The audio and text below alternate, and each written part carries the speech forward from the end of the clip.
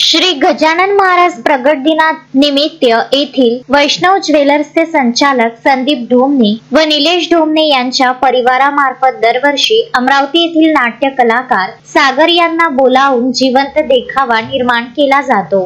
यात देव संत यांची मूर्ती साकारली जाते। यावर्षी अमरावतीच्या नाट्य कलाकारांनी श्री बालाजींची मूर्ती साकार केली। मूर्तीमधील पात्र हे नाट्य कलावंत असते, परंतु ही मूर्ती एवढी जिवंत साकारली असते, उभा असलेला कलावंत आहे हे कोणीच ओळखू शकत नाही। या देखाव्याचे दर्शन घेण्यासाठी मोठ्या प्रमाणावर भक्तांची गर्दी झालेली असते। अनेक भक्त मूर्तीसोबत फोटो काढून घेण्याची हौसही भागवून घेतात। 8 फेब्रुवारी रोजी सायंकाळी ठीक 6 वाजता वैष्णव ज्वेलर्स परिसरात श्री गजानन महाराज प्रगट दिनानिमित्त करोडो हिंदूंचे दैवत श्री बालाजी भगवान यांच्या जीवनावर आधारित अमरावती येथील नाट्य कलाकाराकडून सजीव देखावा तयार करण्यात आला।